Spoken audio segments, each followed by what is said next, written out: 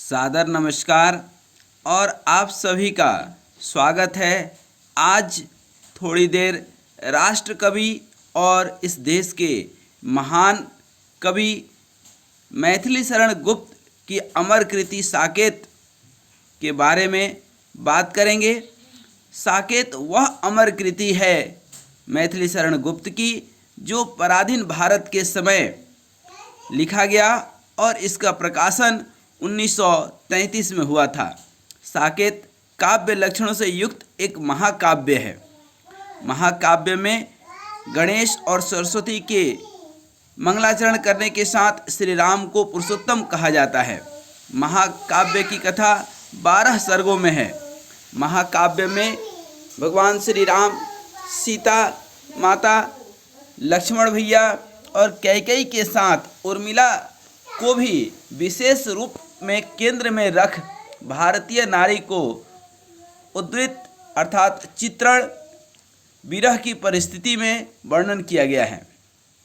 मैथिली शरण गुप्त ने साकेत की कथा वस्तु का चयन द्वितीय पायदान पर खड़े पात्रों को प्रथम श्रेणी में लेकर काव्य की नवीन दृष्टि से निरूपण किया है।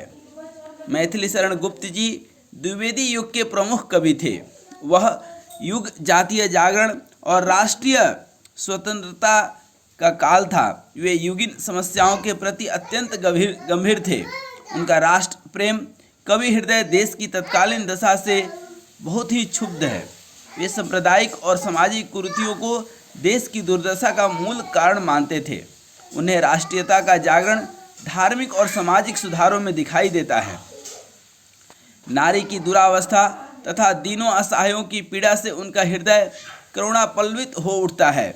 परिणाम यह होता है कि उनके अनेक काव्य ग्रंथ नारियों की पुनर्प्रतिष्ठा एवं पीड़ित के प्रति सहानुभूति से भरे पड़े हैं।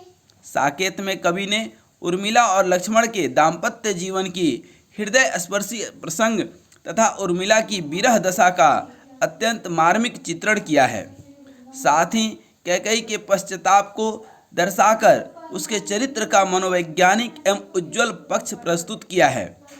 गुप्त जी की ये पंक्तियाँ सहृदय पाठकों में करुणा उत्पन्न करती है। अबला जीवन हाय तुम्हारी यही कहानी, आंचल में है दूध और आँखों में पानी। एक समुन्नत, सुगठित और सशक्त राष्ट्र तभी हो सकता है जब राष्ट्रीय नैतिकता से युक्त आदर्श समाज, मर्यादित एवं स्नेह सिक्त परिवार और उदात्त चरित्र वाले नर नारी हों। इस स्थिति को परिभाषित करने तथा राष्ट्र के निर्माण की दिशा में कवि ने भारतीय प्राचीन आख्यानों को काव्य का वर्णन विषय बनाया है। उनके सभी पात्र एक नया अभिप्राय लेकर पाठक के सामने आते हैं। जयद्रथ वध, साकेत, पंचवटी, सैरंध्री, वक संहार, यशोधरा, द्वापर, नहुस, जय भारत, हिडिंबा, विष्णुप्रिया एवं रत्नावली आदि रचनाएं इसके उदाहरण के रूप में देखे जा सकते हैं। गुप्त जी तत्कालिक परिस्थिति को ही नहीं, भविष्य को पहचानते हुए भारतीय संयुक्त परिवार को अपने ग्रंथों में सर्वोपरि महत्व देते हैं। उन्होंने नैतिकता और मर्यादा से युक्त सहज सरल पारिवारिक व्यक्ति को ही श्रेष्ठ माना है। वे मानते हैं कि उदात्त गुणों को प्रादुर्भाव श्रेष्ठ नायक से ही हो सकता है। ध्यान रखने की बात है कि नारी पात्रों का चयन पौराणिक आख्यानों से है। साथ ही सभी नारियां उच्च कुल की हैं। डॉक्टर हजारी प्रसाद द्विवेदी जी ने लिखा है, मैथिली शरण गुप्त ने संपूर्ण भारतीय पारिवारिक वातावरण में उदात्त चरित्रों का निर्माण किया है। उनके काव्य शुरू से अंत तक प्रेरणा देने वाले हैं। उनमें व्यक्तित्व का स्वतः समुचित उच्छ्वास नहीं है, पारिवारिक व्यक्तित्व का और संयत जीवन का विलास है। वस्तुतः गुप्त जी पारिवारिक जीवन के कथाकार हैं। परिवार का अस्तित्व नारी के बिना असंभव है, इसलिए वे नारी को जीवन का महत्वपूर्ण अंग मानते हैं। नारी के प्रति उनकी दृष्टि रोमानी न होकर मर्यादावादी और सांस्कृतिक रही है। वे अपने नारी पात्रों में उन्हीं गुणों की प्रतिष्ठा करते हैं जो भारतीय कुलवधू के आदर्श माने गए हैं। उनकी दृष्टि में नारी भोग्य मात्र नहीं अपितु पुरुष का पूरक अंग है। इसलिए उनके काव्य में नारी के स्वतंत्र व्यक्तित्व, स्वाभिमान, दर्प और स्वावलंबन का समुचित चित्रण हुआ है। साकेत के नवम सर्ग का प्रारंभ अष्टम सर्ग के उस बिंदु से होता है जब चित्रकूट में उर्मिला के माता पिता भी आ पहुँचते हैं। सीता कहती है, एक घड़ी भी बीत न पाई, बाहर से कुछ बाड़ी आई। एक घड़ी भी बीत न पाई, बाहर से कुछ बाणी आई। सीता कहती थी कि अरे रे, आ पहुँचे पितृपद भी। और कविवर जनक का परिचय कुछ इस प्रकार कराते हैं।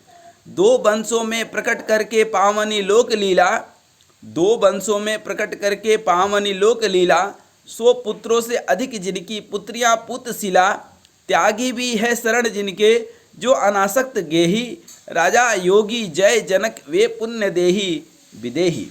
और यहीं से प्रारंभ होता है उर्मिला का वियोग। मानस मंदिर में सती पति की प्रतिमा थाप, जलती सी उस विरह में बनी आरती आप। बड़ी लंबी उलाहना या सखियों से मन की तरह तरह की बात उर्मिला वियोग अवस्था में करती हैं। हृदय स्थित स्वामी जी की स्वजनी उचित क्यों नहीं अर्चा, मन सब उन्हें चढ़ावे, चंदन की एक क्या चर्चा। करो किसी की दृष्टि को शीतल सदै कपूर, इन आँखों में आप ही नीर भरा भरपूर। मेरी चिंता छोड़ो मग्न रहो नाथ, आत्मचिंतन में बैठी हूँ फिर भी अपने इस रिप निकेतन में। उनके काव्य में नारी अधिकारों के प्रति सजग, मेधावी, समाज सेविका, साहसी, त्यागी, शीलवान और तपस्विनी के रूप में सामने आती है। एक अनोखी मैं ही क्या दुबला हो गई सखी घर में, देख पद्मिनी भी तो आज हुई नाल शेष निज सर में। गुप्त जी का व्यक्तित्व आस्था प्रधान है। इस आस्था के दर्शन उनके काव्य में होते हैं।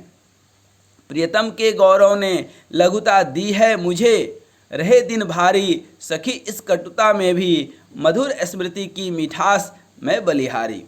आस्था का विखंडन गुप्त जी के लिए असहनीय है।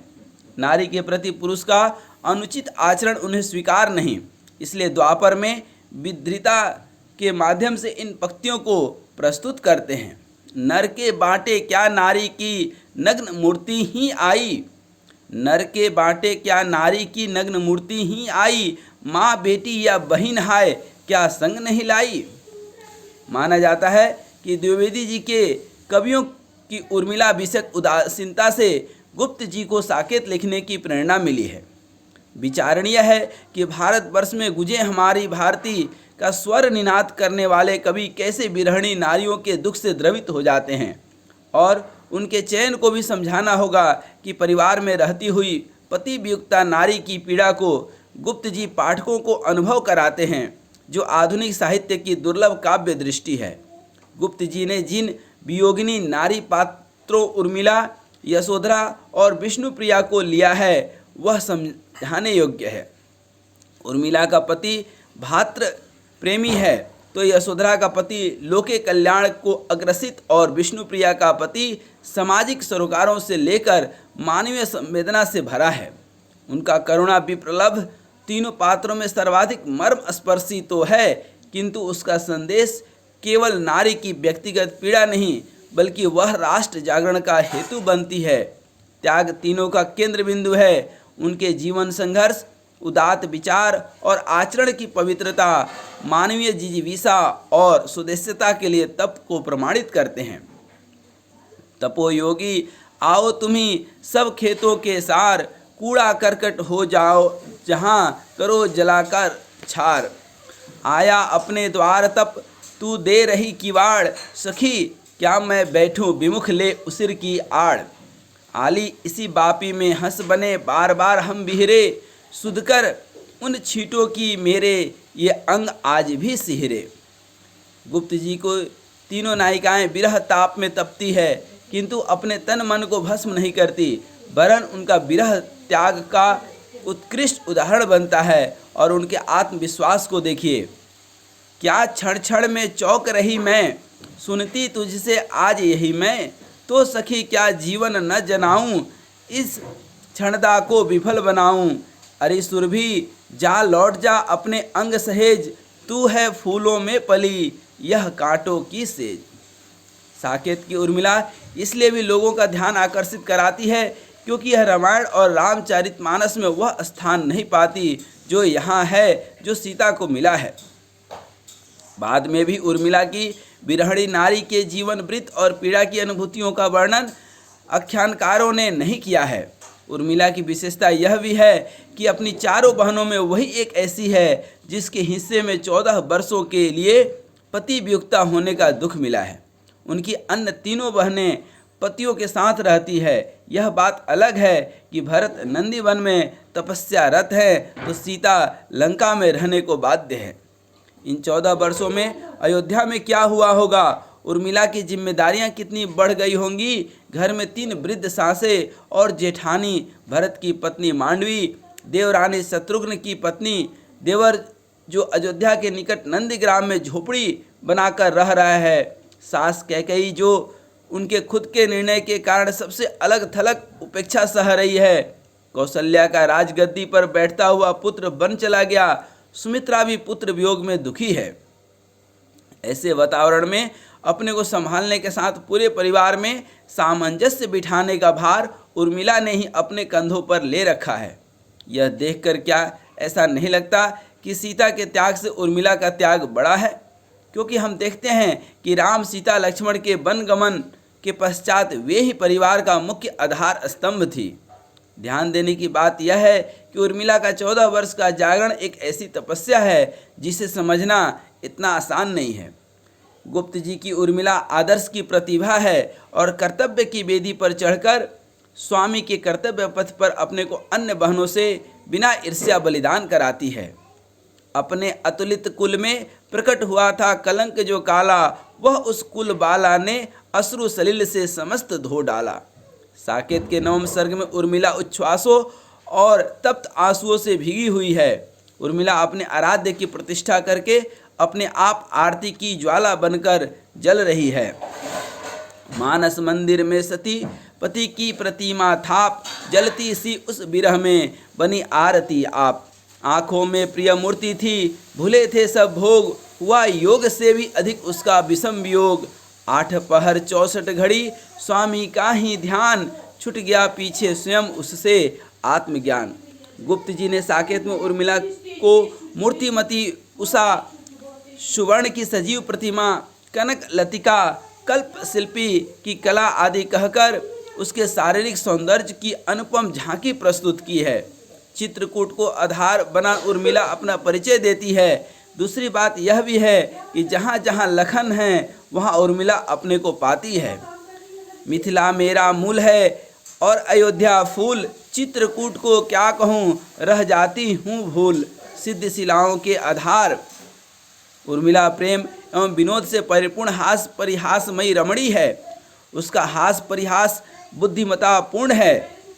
लक्ष्मण जब उर्मिला की मंजरी सी उंगलियों में यह कला देखकर अपना सूद बुद्ध भूल जाते हैं और मत गज सा झूमकर उर्मिला से अनुनय करते हैं, कर कमल लाओ तुम्हारा चूम लूं। इसके प्रत्युत्तर में उर्मिला अपना कमल सा हाथ पति की ओर बढ़ाती हुई मुस्कुराती है और विरोध भरे शब्दों में कहती है, मन मत गज बनकर विवेक न छोड़ना, मत गज बनकर विवेक न छोड़ना, कर कमल कह कर न मेरा तोड़ना। एक ओर उसका दाम्पत्य जीवन अत्यंत आह्लाद एवं उमंगों से भरा हुआ है, तो दूसरी ओर उसमें त्याग, धैर्य एवं बलिदान की भावना अत्यधिक मात्रा में विद्यमान है। लक्ष्मण के वनगमन का समाचार सुन के उसके हृदय में भी सीता की भांति वनगमन की इच्छा होती है, परंतु लक्ष्मण की विवशता देखकर वह अपने प्रिय के साथ चलना उचित नहीं समझती है। वह अपने हृदय में धैर्य धारण करके अपने मन को यह कर समझा लेती है, तो प्रिय पथ का विघ्न न बन, आज स्वार्थ है त्याग धरा, हो अनुराग विराग भरा, तू विकार से पूर्ण न हो, शोक भार से चूर्ण न हो। उर्मिला अत्यंत भोली भाली, सुकुमार एवं कोमल हृदय वाली है। राज सुखों में पली हुई वह यौना वियोग का दुख क्या होता है उसे नहीं जानती।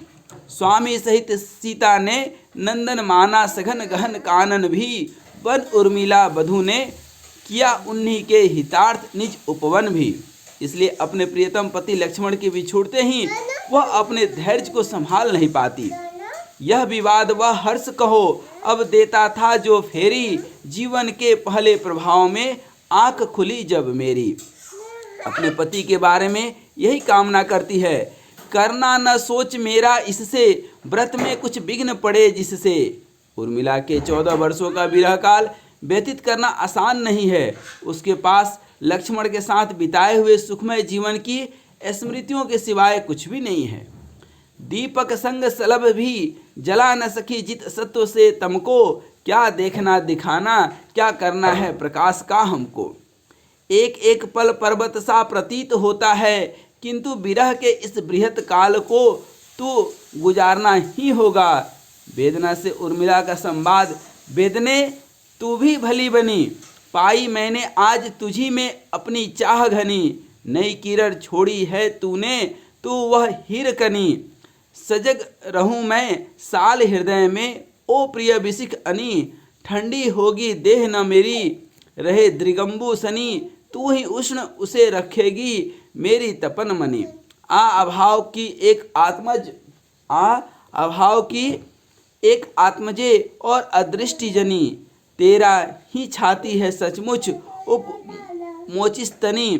हरि योग समाधि अनोखी तू क्या ठीक ठनी, अपने को प्रिय को जगती को देखूं खींची तनी। मनसा मानिक तुझे मिला है तुझ में उपल खनी, तुझे तभी त्यागूं जब सजनी पाऊं प्राण धनी।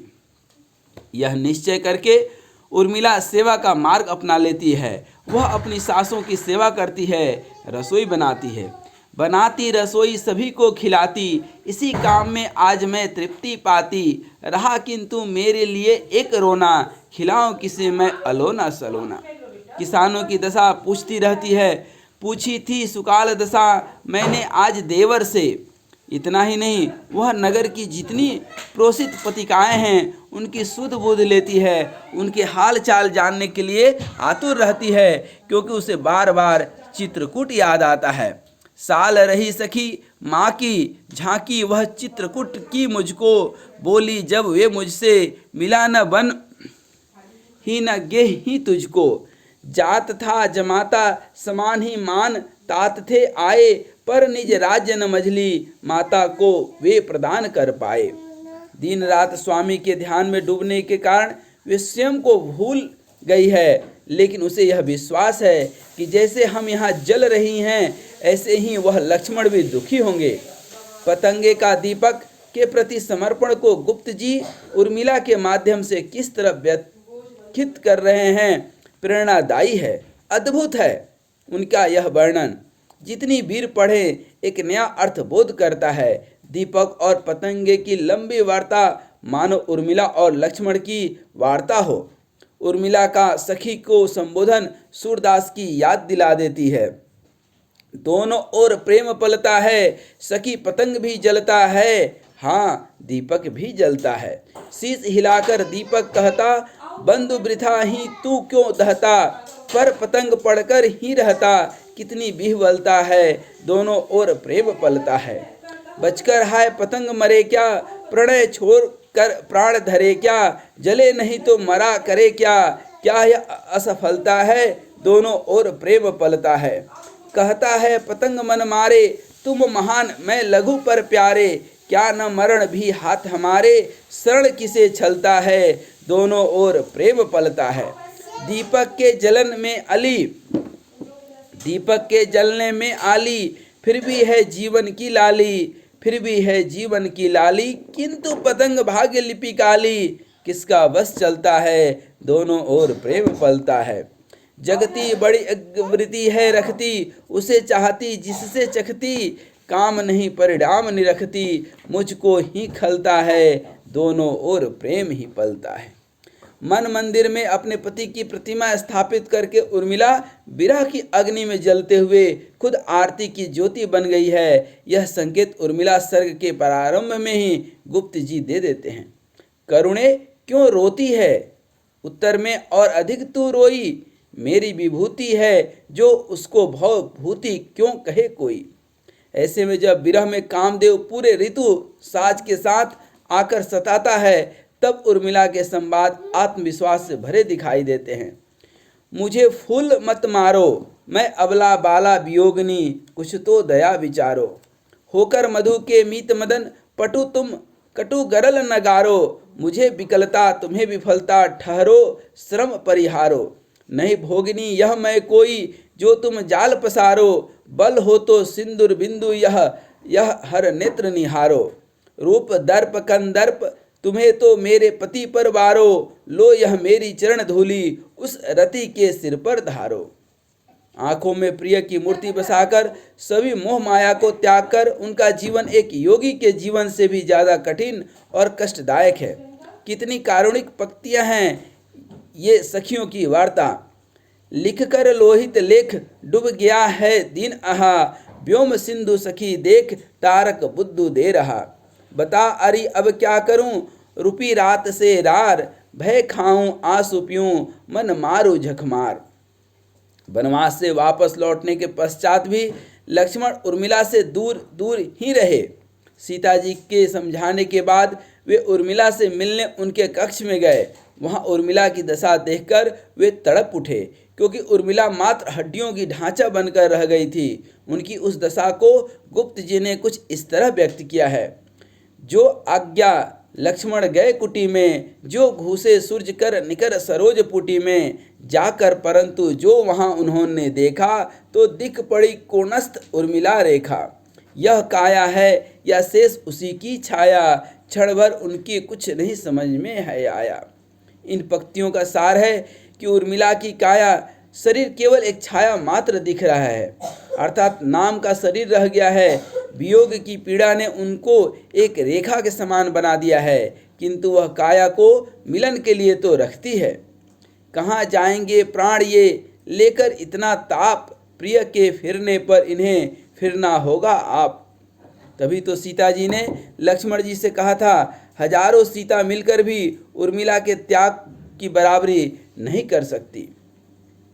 1988 के संस्करण में गुप्त जी का लिखा यह विचार उर्मिला की समापन की इन पंक्तियों के साथ उल्लेखित है। यूँ तो साकेत 2 वर्ष पूर्व ही पूरा हो चुका था, परंतु 9वें सर्ग में तब भी कुछ शेष रह गया था, और मेरी भावना के अनुसार आज भी वह अधूरा। यह भी अच्छा ही है। मैं चाहता था कि मेरे साहित्यिक जीवन के साथ ही साकेत की समाप्ति हो, परंतु जब ऐसा नहीं हो सका, तब उर्मिला की निम्नोक्ति आशा निराशमयी उक्तियों के साथ उनका क्रम बनाए रखना ही मुझे उचित जान पड़ता है। कमल तुम्हारा दिन है और कुमुद यामिनी तुम्हारी, कोई हताश क्यों हो आती सबकी समान बारी।